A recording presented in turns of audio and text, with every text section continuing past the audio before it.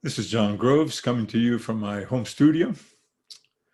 Last week's Bible talk focused on the death of Moses, the completion of his mission in bringing the Israelites to the Promised Land, and his burial in Moab. Today, I want to focus on a related New Testament text.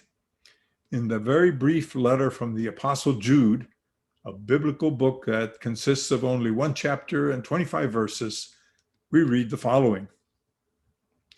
But when the archangel Michael contended with the devil and disputed about the body of Moses, he did not dare to bring a condemnation of slander against him, but said, "The Lord rebuke you." This cryptic passage, which is verse 9, according to biblical experts, refers to a non-canonical early work called The Assumption of Moses. It is a lost work. We know of it from quotations by early Christian writers, notably Gelasius and Origen. A Latin translation from about the 6th century was located in the mid-19th century, but it is incomplete.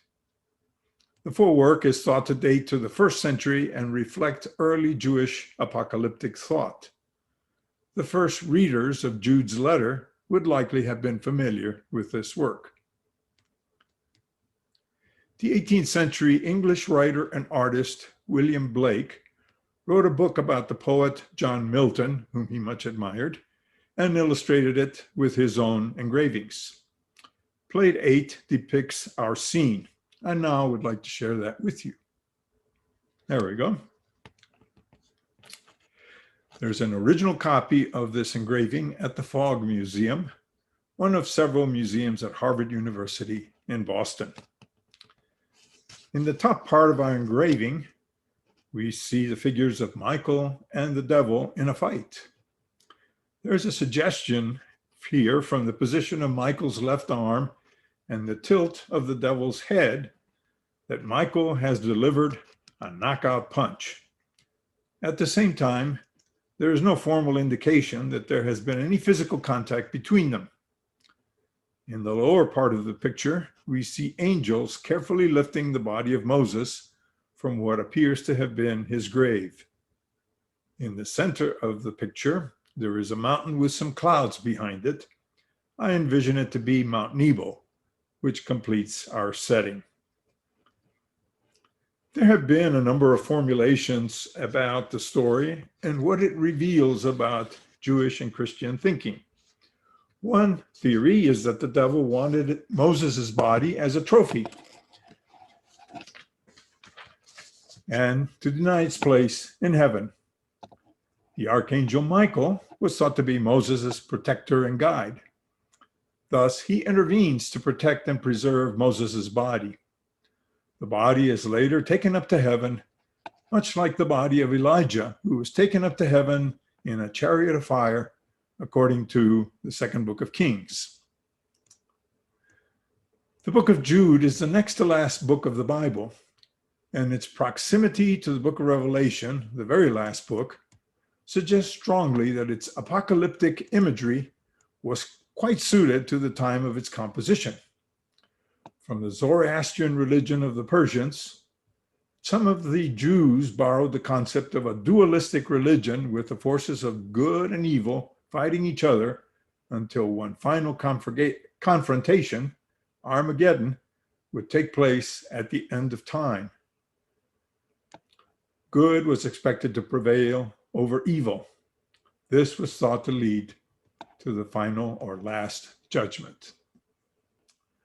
Some very conservative Christian sects refer to Jesus Christ's second coming as an indication that he would return from heaven to judge the living and the dead as far as their place in eternity. The doctrine of heaven and hell as places of eternal reward or punishment has its origins in these sources. Some groups even believe that the final judgment could be ushered in even sooner than might otherwise be expected if people on earth were to engage in an all-out war against their enemies, which they perceive to be evil incarnate. Eschatology is the field where many of these details are discussed, referring to the last things, and clues as to the events that will signal their arrival are referred to as apocalyptic, meaning things that will be revealed from what is now hidden. What is quite clear in our text about the struggle between Michael and the devil is that their fight was not a wrestling or boxing match, a sword fight, or anything physical. The underlying Greek terms for contended and disputed, as we read in our New Revised Standard Version, are diakinominos dielegeto. This phrase means that there is a dialogue or debate between our figures, and through discernment, we will be able to judge the matter in question. Perhaps this is like a game of chess, where the players make their moves and one or the other may eventually win. I tend to regard the phrase, "the Lord rebuke you," as something akin to the word checkmate, uttered when one player has beaten the other in a game of chess. The tone of the comment, "did not dare bring a condemnation of slander," suggests that, apart from the obscurity we sometimes encounter in biblical texts, there is a grudging respect between the two figures. Despite their access to supernatural forces, the text suggests an element of restraint. I very much would like to lift that up from our passage as an affirmation that reason and logic are preferable to the force of arms or physical struggle in the resolution of disputes.